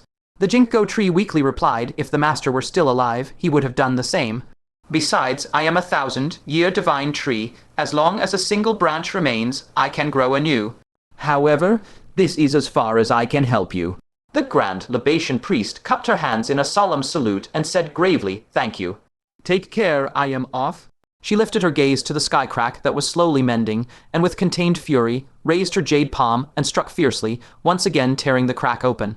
Her figure shot up, directly rushing out of the central continent and boldly storming into the celestial realm. The Grand Libation priests, who had prepared for 1,000 years, how could they not have any means to deal with the 9, Sun Giant Emperor? The 1,000-year ginkgo tree gently swayed its crown, pieces of tattered golden ginkgo leaves rustled down. It gazed distantly at the scenes of taking province in the 9 projections, and murmured across the void, "Brother Fang, I am leaving. You, please also take care." With that, it lifted off with the remains of great venerable Wutong, rose into the air, and flew into the void crack in the sky, thus leaving the central continent. On the other side, taking province. Everyone who witnessed this was plunged into unparalleled shock. The terrifying divine might of the blood spear violently assaulted their minds. At the same time, it dispelled the greatest doubt in everyone's hearts, including Fang Chen's. Why the Grand Libation priests never made a move. Even when they were on the brink of annihilation, they endured and never revealed themselves. It was because they only had that one single chance to act. Once exposed, they would be instantly locked on to by the 9, Sun Giant Emperor. Thus, the Grand Libation priests had to save that precious opportunity for the most critical moment. However, even until the great victory in taking province, the Grand Libation priest there had yet to act. Could it be that he still had some reservations? Just then, the battle situation across all provinces underwent another dramatic change. The victory in Taicang Grand Prefecture was like a beacon that ignited the Great War across the entire Central Plains. Since the Great Libationer of the Great Wilderness Prefecture made his move, the winds rose and clouds surged. The Great Libationers of the 4 prefectures, Elixir Prefecture, Divine Armament Prefecture, Gixu Prefecture, and Holy Spirit Prefecture, successively made their moves. When the sages personally descended, heaven and earth were immediately stabilized. On the 4 great battlefields, the ancient giants were slaughtered and scattered, most were decimated, and the tide of battle turned in an instant.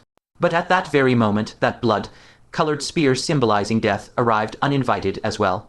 The devastation it caused was exactly the same as in the Great Wilderness Prefecture. The earth shattered, and countless lives were plunged into misery and suffering. Fortunately, the 4 great Libationers had long taken precautions. Each of them used their most secret trump cards, forcefully evading this apocalyptic strike. Immediately after, the 4 figures flickered, and through spatial rifts, they directly charged into the celestial realm. Fang Chen swept his gaze around, but his heart sank abruptly. Only the smiling Great Libationer of the 10,000 Demons Prefecture and the grave, weeping Great Libationer of the Rimmel Chaos Prefecture were nowhere to be seen. He looked down at the land, and the horrifying remnants of destruction seemed to reveal the truth. It was likely that, the very instant the battle erupted, those 2 had already been firmly locked onto by the 9, Sun Giant Emperor. The reason was not complicated. The Great Libationers of the 10,000 Demons Prefecture and the Primal Chaos Prefecture had both broken the rule and made a move before.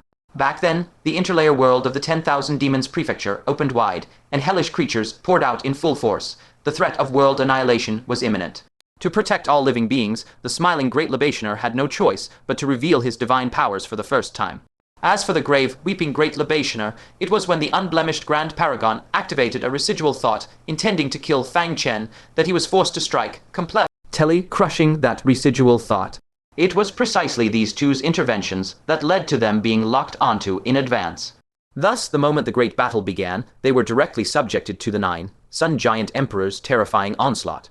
Deep worry immediately surged in Fang Chen's eyes. Especially when he thought of the grave, weeping Great Libationer, his heart tightened even more.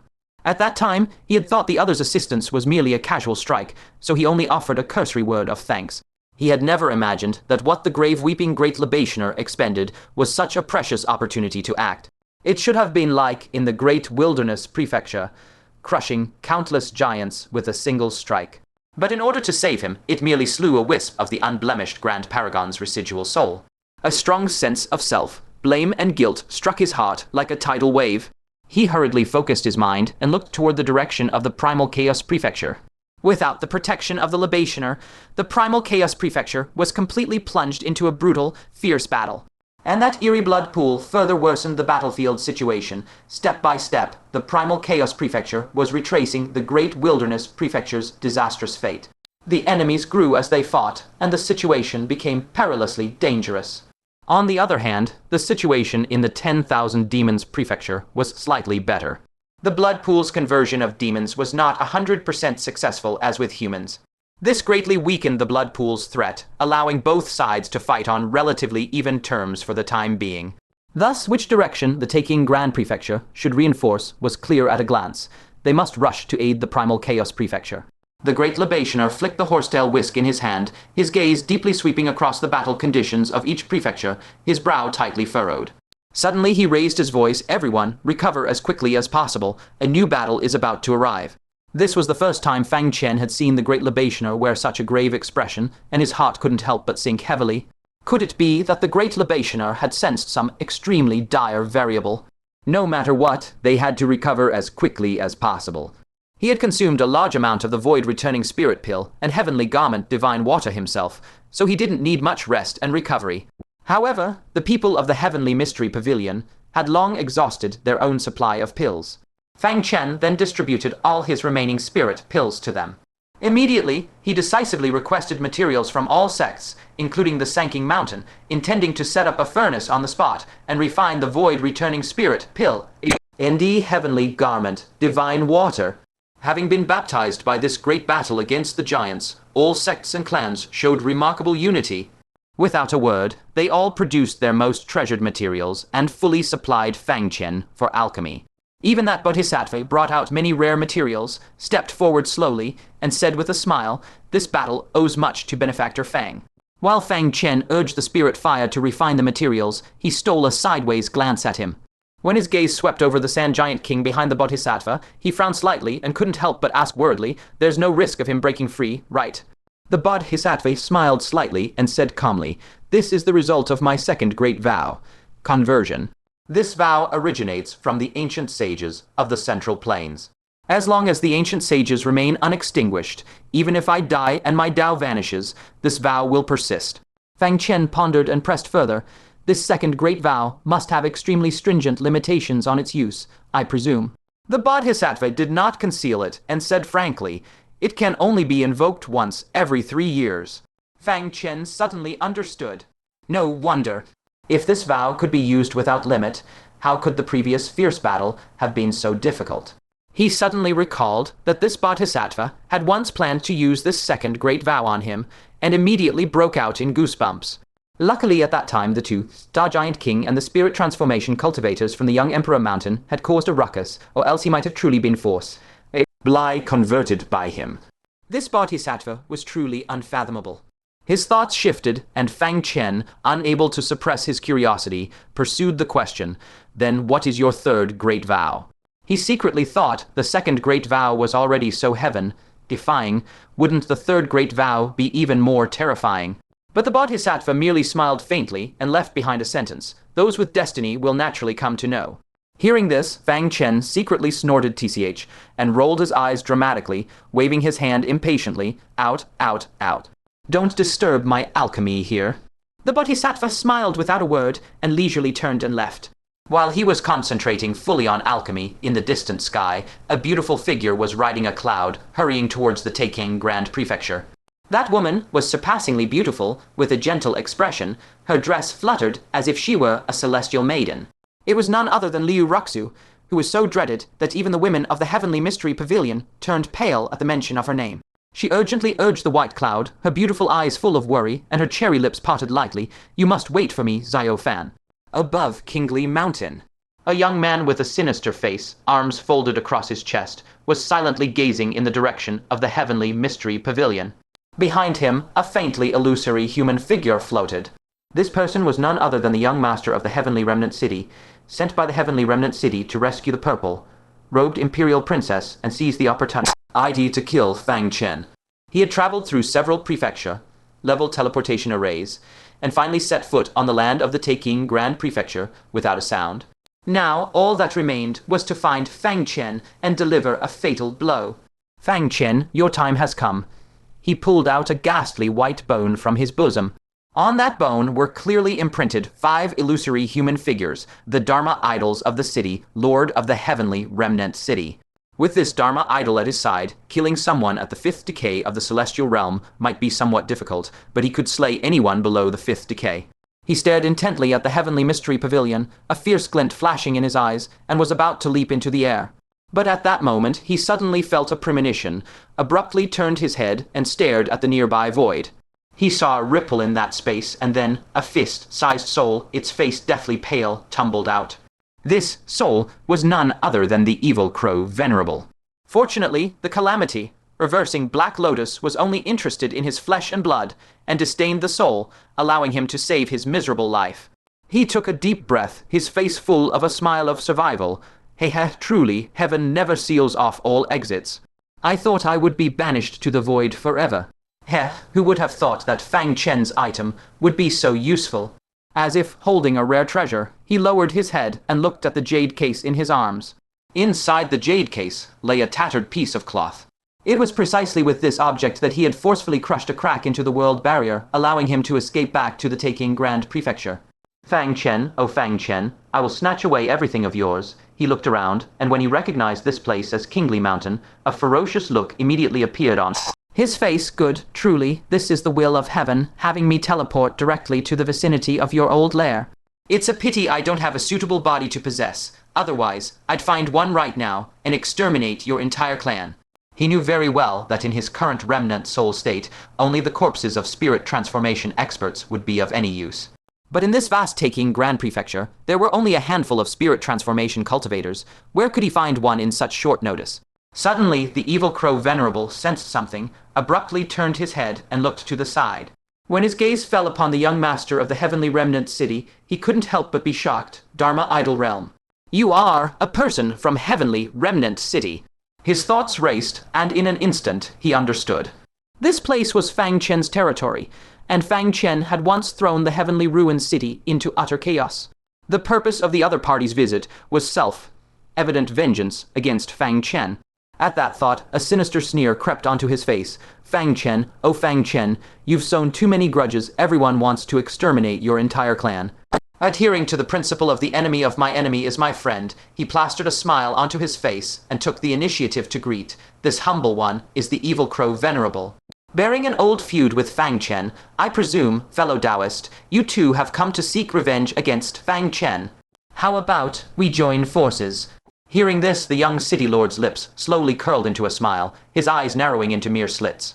That greedy gaze locked firmly onto the jade casket, hugged by the evil crow Venerable, fiery light practically bursting from between his narrowed lids. He offered a cold smirk, agreed. However, I am still short of something at the moment. Might I borrow it from you, fellow Taoist? What kind of person was the evil crow Venerable? He was inherently a treacherous and cunning character. How could he possibly not sense the young city lord's unconcealed avarice? Inwardly, he was enraged. This damned half-giant remnant. He actually dares to set his sights on me. Yet he dared not let a single trace of his feelings show on his face. At present he was merely a wisp of residual soul.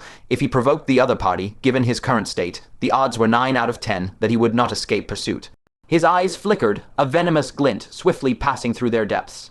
Excellent. Since you covet my treasure, then let you taste its power in person. It just so happens, I am also in dire need of a fresh body to seize. He covertly appraised the young city lord's formidable physique, and his heart secretly blossomed with dark delight. What was the saying about being handed a pillow just when you're dozing off? This was exactly that. Putting on an air of great reluctance, he hesitated. Fellow Taoist, could it be you've taken a liking to this treasure of mine? The young city lord's eyes danced with mocking light as he pressed. What, do you find it so hard to part with? Even as he spoke, he had long since tightened his fist, his divine sense locked firmly onto the evil crow Venerable, guarding against him escaping into the void. With his discerning eyes, he had naturally also perceived the extraordinariness of that tattered cloth. Since such a treasure had crossed his path, how could he not take it for himself? As for whether the evil crow Venerable was willing to voluntarily offer it up, that was entirely irrelevant. Because he had never intended to leave behind any loose ends. Sensing the other party's intent to silence him for good, the evil crow venerable pretended ignorance and only spoke with affected hesitation. I, a mere remnant soul, carrying Taicang's treasure, am like a 3-year-old child parading a gold brick through the market. Even if you don't demand it, others will. I might as well be generous and present it to you, fellow Taoist. I only beg that, given we are both enemies of Fang Chen, you might spare my life. The young city lord's eyes slitted even more, a beaming smile on his face, but of course, as long as you are willing to hand it over, sparing your life is only right. The evil crow venerable no longer hesitated, and promptly tossed the jade casket over through the air. The young city lord caught it warily from a distance, stealthily probing it. Only after confirming there were no traps did he dare to hold it properly. Narrowing his eyes at the tattered cloth scrap, he demanded in a deep voice, "Where did this object come from? And what use does it have?" The evil crow venerable put on a guileless, honest demeanor and answered slowly, "Snatched from Fang Chen. As for its effect, it is used like this." Before his words even finished falling, a flash of ruthless malice erupted in the evil crow venerable's eyes as his will surged abruptly. Under his command, the jade casket suddenly exploded. The tattered cloth, wrapped tightly by a soul thread of his power, slammed viciously against the young city lord's chest. The young city lord's expression changed drastically, immediately realizing it was a trick. He hurriedly swung his right fist, attempting to blast the incoming cloth away. Yet the instant fist met cloth, he felt an unfathomably monstrous force. Despite his mighty body, refining physique, he could not withstand a single bit of it. His hand was instantly shattered into fragments. Then that scrap of cloth pressed straight down onto his chest, boring through to create a bloody hole from front to back. The young city lord was utterly incredulous. He had actually been ambushed by a piece of rag. He had just begun to mobilize his blood kai to heal the wound, but the evil crow venerable gave him no chance. He once more commanded the cloth to smash back, viciously. A muffled thump sounded. The blow pulverized half his body into mincemeat. The evil crow venerable showed no intention of stopping. Another press, and even his soul would be annihilated.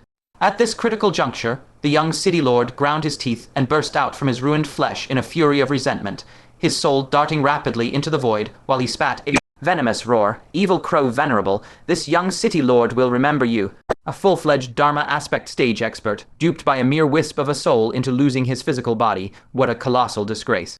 The evil crow venerable's face darkened as he cursed under his breath. That brat is pretty decisive. He had intended to annihilate him completely, but to his dismay, the soul had escaped. That was a considerable hidden peril. However, he had no time to dwell on that now. Gazing at the half-intact, still, living body before him, he decisively plunged straight into it. Moments later, those ruined eyes snapped open, and a wild laughter erupted. "Ha, I'm back." Though broken, this half-giant body inherited a trace of the ancient giant's bloodline, and itself, healing is formidable. It won't be long before it's fully restored. As he laughed, he suddenly sensed something and reached into the body's robes. A black bone engraved with 5 tiny figures was slowly drawn out. The evil crow venerable's pupils constricted, then he threw his head back and bellowed with laughter. Ha, to think it's a 5 phases strike. "Heaven has not abandoned me! Heaven has not abandoned me!" He was ecstatic. Not only had he succeeded in seizing the body this time, but he had also once again acquired a heavy treasure of such ultimate kill caliber.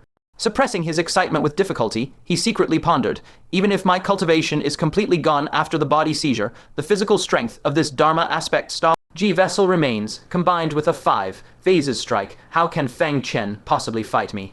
Unless he breaks through to the manifestation stage and once again deploys that domineering domain, he is absolutely no match for me. Having thought this far, he dragged his ruined body and swiftly turned to leave. If he wanted to contend with Fang Chen, he needed to be at his peak condition. Not long after his departure, the nearby void suddenly rippled, and the young city lord's soul half, gray half, human wormed its way back out. His face was full of venomous hatred as he gnashed his teeth. That old wretched relic. I failed to kill Fang Chen, and instead I lost my body and my treasures. But he had no time to care about that now. The top priority was to find a suitable vessel immediately. The souls of half-giants are utterly different from ordinary mortal spirits. They absolutely cannot persist for long in a discarnate state. It was visible to the naked eye. His gray-tinged soul was transforming into wisps of black smoke, constantly dissipating into the void. If he did not find a body soon enough, the outcome was unthinkable. But where could he find a corpse in such a short time? In his current soul state, killing someone to seize their body was also impossible. Just as anxiety reached its peak, he inadvertently spotted a maiden's corpse clad in pink robes hanging upon a cliff ahead. The girl was exceedingly beautiful, with flawless, dewy skin and a faint, lingering demonic aura. She seemed freshly deceased. The young city lord frowned, muttering, "Was that corpse there just a moment ago?" He carefully thought back and realized he had absolutely no impression of it, had he simply failed to notice it earlier. Staring at the maiden's body, he hesitated for a moment, then shook his head. Only core formation 9th, Flayer perfection cultivation. This body is too weak, and she's a woman to boot. Such a corpse better not to seize it. Just as he prepared to leave, two female silhouettes cautiously approached from the direction of the Heavenly Secrets Pavilion. They were precisely Shang Shikyu and Leng Qingju, who had remained at the pavilion. Sensing the powerful battle fluctuations here, they had come to investigate. Upon drawing closer, the two of them detected the lingering aura of a manifestation stage expert, and their expressions grew heavy. Shang Shikyu said solemnly, "Senior Sister Leng, manifestation stage cultivators have clashed here. Let us swiftly return to the sect and take shelter." Leng Qingju was also startled and quickly nodded. But as she turned, she suddenly caught sight of the body hanging on the cliff and could not help but cover her mouth in shock. "Isn't that Yao Yu?" Back when Fang Chen had taken Yao Yu hostage, she, Jian Linyuan, and the others had all been present, so they naturally recognized this demon race's young priestess Yao Yu. Shang Shikyu said in astonishment, "How can she be here?" "Never mind that. She has a bond formed with Fang Chen through the heart-linking divine insect. By whatever measure, she is his Tao companion. Let's quickly save her." What? The young city lord's eyes flashed with razor-sharp light. Was this corpse actually Fang Chen's woman? He now has no physical body, no heavy treasures. He simply cannot kill Fang Chen, let alone save Princess Zai Jiang. If he could disguise himself as Fang Chen's woman, bide his time and strike him from behind, wouldn't that be? The young city lord hesitated again and again, then after a moment gritted his teeth fiercely. If being a woman is what it takes, so be it. As long as I can kill Fang Chen, what does enduring shame and humiliation matter? He immediately took advantage of the two women not paying attention, and his soul swiftly drilled into that corpse. Meanwhile, Leng Qingju sped swiftly toward the cliff. As she flew, she suddenly paused, muttering to herself, "Didn't someone say that Yao Yu is an obstacle to Fang Chen's divine transformation? If I bring her back, won't Fang Chen just cut her down with a single sword stroke?" She hesitated for a moment, then shook her head. "Forget it. Just hand her over to Fang Chen to deal with." On the battlefield, Fang Chen refined all the materials he obtained into 2 types of spirit pills. Apart from keeping 10 pills for himself, he distributed the rest to everyone. The quantity of heavenly garment divine water was limited, far from enough to heal everyone's injuries. It could only be distributed first to the critically wounded. At that moment, someone asked aloud, "Grand Libationer, how should we dispose of these remains?" Fang Chen turned toward the voice and saw that while he was refining pills, the experts of various sects had already gathered all the human remains from the battlefield. Those sects that still existed could manage, as their own disciples would collect them, but the small and medium sects that had been annihilated, their remains had no one to handle them. Fang Chen stepped forward and said with a sorrowful expression, "Let me first perform a soul releasing ritual for them." He took out the sutra of quelling hell and pacifying souls, and silently recited its obscure and profound scriptures. Streaks of black Sanskrit, like runes, flew out from the scripture. From countless corpses, wisps of shattered soul speckles drifted out one after another. Guided by the runes, they flew into the Kangming, entering an unknown land.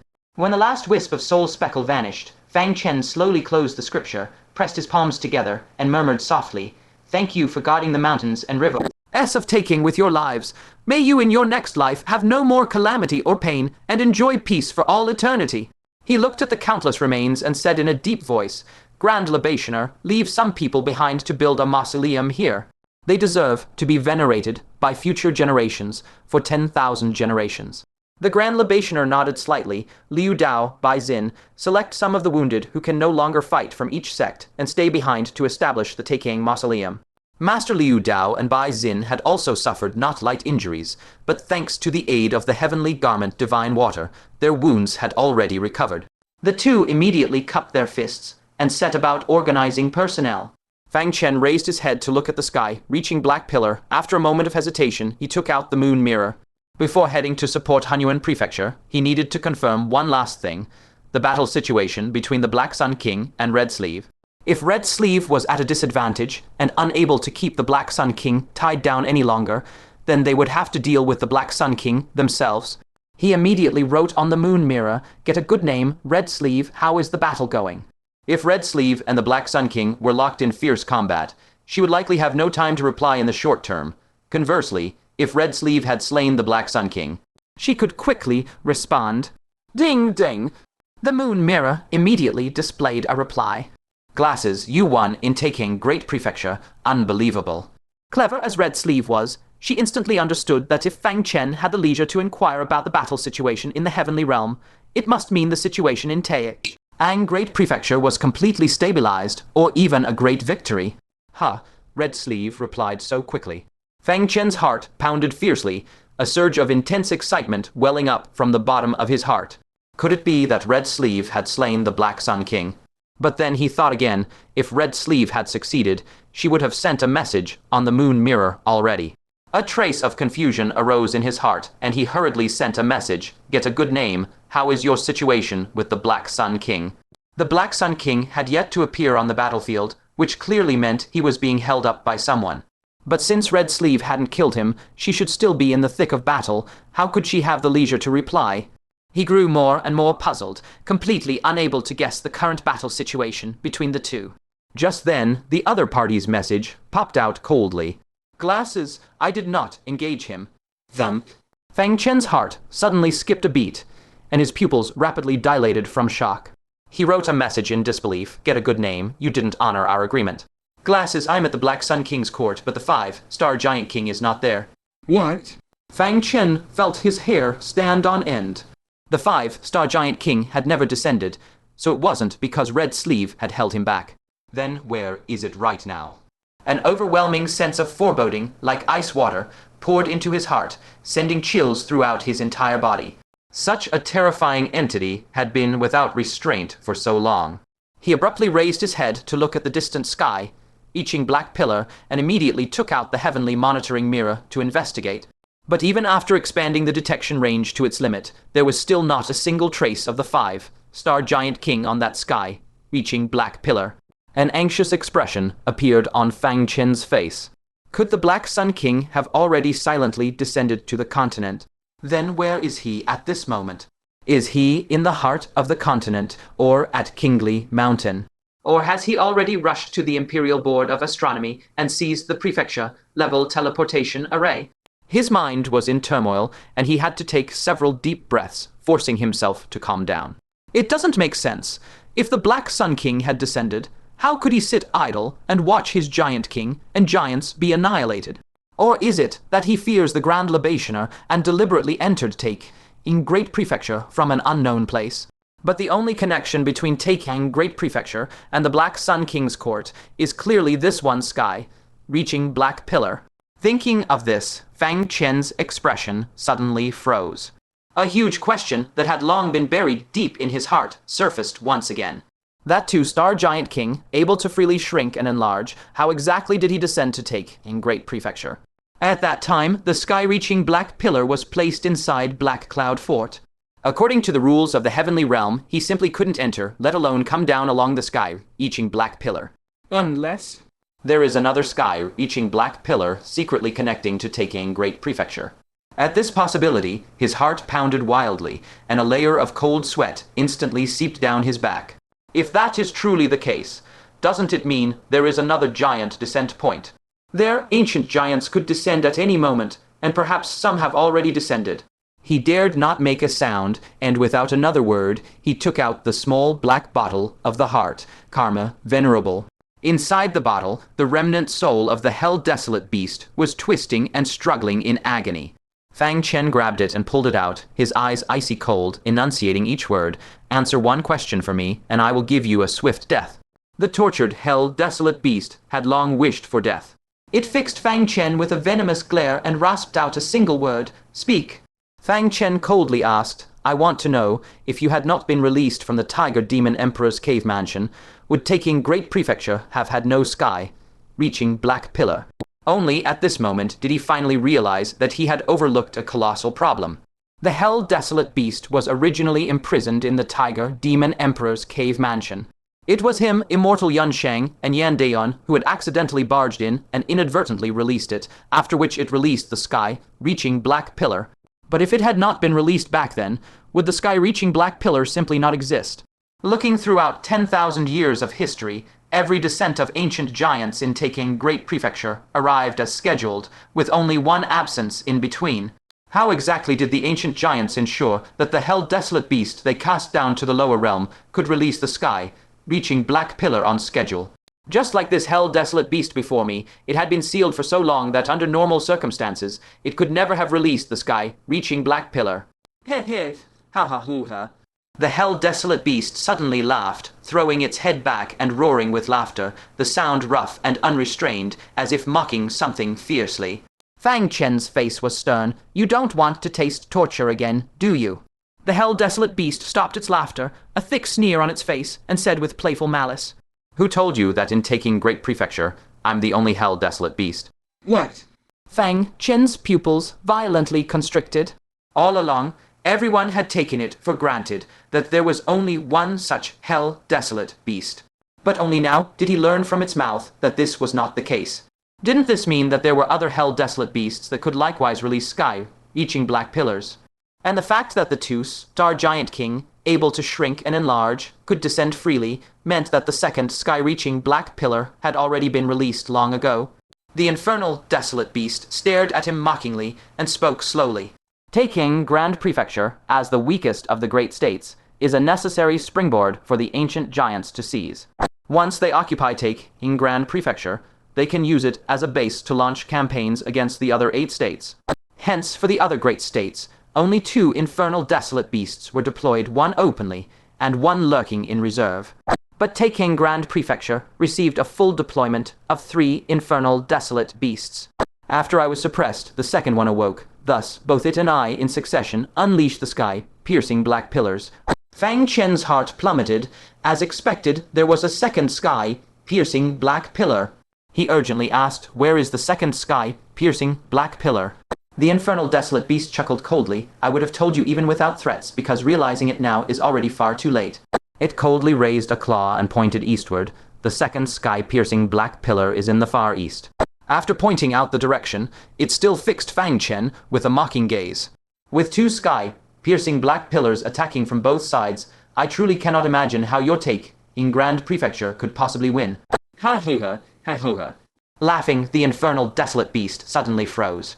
It saw the ground littered with corpses, ancient giant corpses, and among them even the giant king. Its voice was thick with disbelief. You actually annihilated the giants from one sky, piercing Black Pillar. Impossible. How many troops does Taicang Grand Prefecture even have? How could you slaughter so many giants? The countless ancient giant corpses were beyond belief, even harder for it to accept. Fang Chen had actually won a battle. This was more agonizing than killing it outright. It rasped, Fang Chen, you cannot possibly win against the giants of the second sky, piercing Black Pillar, impossible. Before its words could fully leave its throat, a soul-piercing thorn abruptly shot from Fang Chen's forehead, utterly annihilating its remnant soul into a shower of soul sparks scattered into nothingness. What's wrong, Fang Chen? True Word Venerable noticed Fang Chen's exceptionally grim expression and hurried over. In her memory, this was the first time she had ever seen such a solemn look on Fang Chen's face, not even when he had faced the 5-star giant king, an immaculate great venerable age. Alone had he been like this. Fang Chen's throat seemed choked by something, and he forced out the words with difficulty. There is a second sky, piercing Black Pillar, and ancient giants have already descended. What? True Word Venerable's beautiful eyes instantly widened, and she stood rooted to the spot like a wooden statue. Heart Demon Venerable, Bodhisattva, and Giant Lanfang, who had rushed over upon hearing the news, also froze in place, speechless like blocks of wood. It wasn't that they didn't want to speak, but their minds went completely blank, unable to form any words. After a long moment, Bodhisattva pressed his palms together, looked up at the sky, and a look of serene resignation appeared in his eyes. This humble monk's tribulation ultimately cannot be escaped. At the moment the great victory of Taicang Grand Prefecture was announced, he had thought his destined death had been rewritten, only to find that it had been waiting here all along. Heart Demon Venerable drew a deep, cold breath and slowly exhaled, a bitter smile touching his lips. Trials and tribulations abound. The war for our Taicang Grand Prefecture is not yet over. Giant Lanfang remained dazed for a long time before forcibly gathering his wits and saying gravely, "So many have already sacrificed their lives. No matter how great the calamity, we must grit our teeth and fight on." His gaze shifted to Fang Chen, and he urgently asked, "Fellow Taoist Fang, where exactly is the second sky, piercing black pillar?" All eyes instantly turned towards him. Fang Chen's mind was also slightly chaotic. He took a deep breath and slowly uttered 4 words: the extreme east. The east? The fire worship sect master's face changed drastically. Could it be the eastern wasteland? Going east from here, one would pass first by Azure Steed Mountain, then the fire worship sect, and finally the barbarian wasteland in the far east. That very place was where the master of the jade paper, heavenly scripture, and a sage had once fought mightily. A region of 10,000 miles, desolate and uninhabited, filled with endless, deathly silence. Other than a few disciples venturing there occasionally in search of 9-colored primordial marrow, it was almost never trodden upon.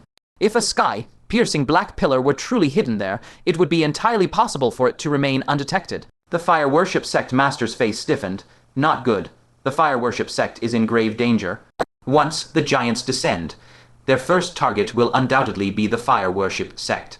The fire worship sect master swayed, then hastily soared into the air and shouted sternly, "Disciples of the fire worship sect, follow me." No sooner had his words fallen than cultivators from other sects also rose into the air. The Grandian sect master raised his arm and bellowed, "Grandian sect, assemble, march to aid the fire worship sect." The sect leader of 3 Purities Mountain followed close behind. 3 Purities Mountain, gather swiftly, head to the far eastern land. The ancestor of the Myriad Void Realms sect also let out a furious roar. Myriad Void Realms sect, prepare to fight again. All around, commands rose and fell in a continuous chorus. After the brief panic, everyone quickly steadied their nerves. Reinforcing Hunyuan Prefecture was a battle. Intercepting the giants descending upon Taicang Grand Prefecture was also a battle. There was nothing to fear. At that moment, the Grand Libationer's calm, unruffled voice slowly resonated throughout the gathering. "Hold. A few venerables, along with Fang Chen and clan head Giant, come with me." Fang Chen abruptly raised his head. His heart jolting. Was the Grand Libationer finally going to act personally? No wonder he had endured and remained still throughout the previous arduous battle. It turned out he had long anticipated an even greater upheaval, and thus had been restraining his cultivation. Now that the giant's ultimate army had arrived, he had no more reservations. With a sage taking action, nascent soul stage cultivators, indeed, had no need to join the frontal assault. They need only clean up the battlefield afterward and mop up the remaining ancient giants. The Grand Libationer added in a deep voice, "Nascent soul cultivators, return to your sects and stand guard against any contingency. If our expedition goes poorly, rely on your sect's reserves to hold out as long as possible and await aid from other great states. If it proceeds smoothly, I will naturally notify you of the next steps." It must be known that every sect had been preparing for the war against the ancient giants for many years, and all had accumulated certain reserves to resist them. Even the Heavenly Mechanism Pavilion had 3 formations capable of withstanding the Giant King. The 3 divine sects and the 7 great churches, along with those ancient sects older than the Heavenly Mechanism Pavilion. How could they not have such measures? Of course, those would only hold for a time, serving as a final retreat. The fire worship sect master was burning with anxiety, but forced by the Grand Libationer's order, he could only grit his teeth and say, "Fine, we'll hold our position at the Heave NLY Mechanism Pavilion for now." The forces of each sect surged toward the nearest teleportation formation, returning to their respective sects and standing ready in full array. A chilling aura of impending battle once again spread across the entire Taicang Grand Prefecture. The Heavenly Mechanism Pavilion contingent departed last. Fairy Yunsheng's eyes brimmed with worry. She faintly sensed that the danger of the second battlefield would likely far exceed the first. Even with the Grand Libationer intervening, Fang Chen's safety might not be guaranteed. She cast a deep look at Fang Chen and said softly, "Fang Lang, you must come back." Fang Chen nodded heavily, watching as their figures vanished into the horizon. Suddenly, from the corner of his eye, he caught sight of the little rebel and little tiger. He saw the little rebel strutting with his neck held high, his small hands clasped behind his head, speaking with great swagger. "This time, I saved Fang Chen Big Brother's most beloved woman a great deed. He's definitely going to reward me handsomely later." Little Tiger looked on with a face full of envy. As it turned out, in that moment when Fairy Yuncheng was nearly crushed to death, it was indeed the little rebel and Liang Feiyan who had jointly slain 2 giants and saved her. Given Fang Chen's nature of always rewarding merit, he would certainly give a generous reward. Fang Chen's gaze shifted, and he suddenly called out to the little rebel, "Little rebel, come here. You performed well this time. I want to reward you." The little rebel's face lit up with glee, and he trotted over joyfully, laughing. "What did I tell you? The master will reward me handsomely, right? Wahaha." Under Little Tiger's envious gaze, the little rebel sprinted over on his little legs, stood before Fang Chen, and waved his hands in a childish voice. "Big brother, I only did what I should do. No need for a reward, or anything." Fang Chen nodded with a smile. "Yes, it's necessary." Saying this, he took out a shoe from his robes. The shoe was slightly worn, as if someone had used it. This thing was exactly what he had plucked from the purple crystal mine in the Black Dragon, Great Venerable's cave abode. It had originally grown on a mysterious plant and possessed a powerful teleportation ability. The one in Fang Chen's hand was the largest of them all. Once activated, it could unleash movement techniques of a Great Venerable at the level of the 5 decays of heaven and man, absolutely the best item for preserving one's life. It merely requires consumption to activate its power. This reward, the rebellious brat will absolutely adore it. A shoe, the rebellious brat stared at the old shoe in Fang Chen's hand, his face full of bewilderment. "This is the reward, no way." Fang Chen patted the rebellious brat's head and patiently explained, "Don't underestimate this shoe. Once activated, it can unleash movement techniques of the 5 decays of heaven and man. Unless the giant emperor personally intervenes, you can escape with your life." Ah, the rebellious brat was overjoyed, bouncing and stretching out his hands, shouting repeatedly, "Thank you, big brother, thank you, big brother." "This life-saving treasure is worth more than anything." Fang Chen asked with a smile, "Do you like it?" The rebellious brat nodded repeatedly, "I love it." Fang Chen asked again, "The activation method is a bit special. You don't mind, do you?" The rebellious brat hastily shook his head. "Of course, I don't mind." Fang Chen nodded in satisfaction, then confidently tucked the shoe back into his robe. Instead, he hoisted the rebellious brat up, placed him on his shoulder, and said calmly, "Swallow the shoe to activate its speed. If I encounter great danger later, it'll be all up to you." Wait, the rebellious brat's little brain couldn't process it for a moment, and said blankly, "Didn't you say the shoe was given to me as a reward? Why did Big Brother tuck it into his own robe?" Fang Chen explained without changing his expression, "It entirely belongs to you. I merely possess the right to use it." The rebellious brat looked dazed. "Then you're still taking me to the battlefield?" Fang Chen shrugged and said matter-of-factly, "You are the owner of the shoe, so of course I must bring you. If you're not here, how can it be activated?" The rebellious brat finally understood. Fang Chen was tricking him into going to the new battlefield together, having him activate the shoe at a critical moment to flee with his life. And this shoe needed to be swallowed to activate. That scoundrel Fang Chen couldn't bring himself to swallow it, so he made the brat eat it. "Why, yeah. This is bullying demons too far." It glared at Fang Chen with puffed cheeks, about to loudly protest. A wicked sword larger than its face was silently placed against its neck. Fang Chen smiled meaningfully. "Are the master's words not reasonable?" The rebellious brat instantly changed expression, smiling obsequiously while rubbing its little hands. "Reasonable, too reasonable, more reasonable than the heavenly Tao. In my entire life, I've never seen such hard logic." But inside it was gnashing its teeth in hatred. "I've never seen such a shameless person." Only then did Fang Chen sheath his sword and say with a smile, "You are also a demon who can distinguish right from wrong. All right, let's happily head to the new battlefield together." After speaking, he nodded to the Grand Wine Priest, signaling that he was ready. With a flick of his horsetail whisk, the Grand Wine Priest, along with the true words Venerable, Mind Demon Venerable, Bodhisattva, Giant Lanfang, and the Battle Corpse disappeared into thin air. Speaking of the fire worship sect, the once lively market was now dead silent. All personnel had relocated into the sect. The core formation stage stewards nervously guarded various parts of the sect, while the Foundation establishment disciples were protected in secret chambers and main halls. On the roof of the sect master's palace, Fairy Cayenne Lan and Reverend Yun Huo, the only two remaining nascent soul stage cultivators, were tasked with guarding the fire worship sect. Reverend Yun Huo was tense, fists clenched. Fairy Cayenne Lan, however, sat casually on the roof tiles, glancing at him and said indifferently, "What's there to be nervous about?" The battlefield is far away in the doom-forbidden land. If the enemy really comes, the hierarch and elders would have notified us long ago. Besides, if ancient giants truly arrive, we can't stop them anyway. Reverend Yun Huo gave a bitter smile. How could he not understand the logic? Yet he still couldn't control his tension. The enemy was ancient giants from 1,000 years ago. He also sat down, uneasy, and said, I wonder how the battle is going.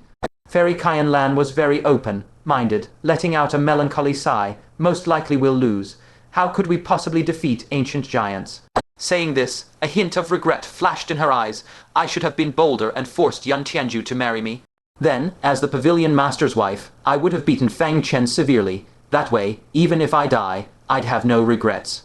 Reverend Yun Huo's mouth twitched. What time was it to still be thinking about teaching Fang Chen a lesson?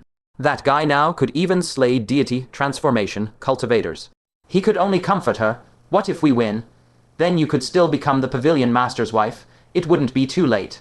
Just as they were talking, a heaven-shaking earthquake suddenly erupted from the depths of the fire worship sect. Both hastily stood up and looked together in that direction. They saw in the forbidden ground of the fire worship sect a blinding pillar of fire, accompanied by deafening roars, shot up into the sky. The fire pillar pierced the heavens, incinerating all the clouds in its path as it ruthlessly plunged into the depths of the sky, actually burning a gigantic hole into the firmament. Colored strange flames cascaded down from the hole, emitting terrifying heat waves. Fairy Cayenne Lan was shocked. How come the fire spring is erupting? It clearly erupted not long ago, and already vented all the accumulated flames. Reverend Yun Huo was also surprised, muttering, Strange, could it be that some powerful external force has interfered? Under the tense watch of the two, that soaring fire pillar, carrying massive amounts of dust from deep underground, spread out in all directions in a destructive manner, rolling wildly outward. In mere moments, the entire field of vision was churned into an ashen haze, as if plunged into the primordial chaos before the dawn of creation. The horrifying fire pillar did not last long. As if losing its momentum, it slowly subsided back. The two looked at each other and couldn't help but show expressions of utter bewilderment. Right at this moment, a glimpse from the corner of Fairy Cayenne Lan's eye suddenly caught something. Her heart skipped a beat, and she instinctively turned her head to look towards the towering mountain. 8 of the fire worship sect.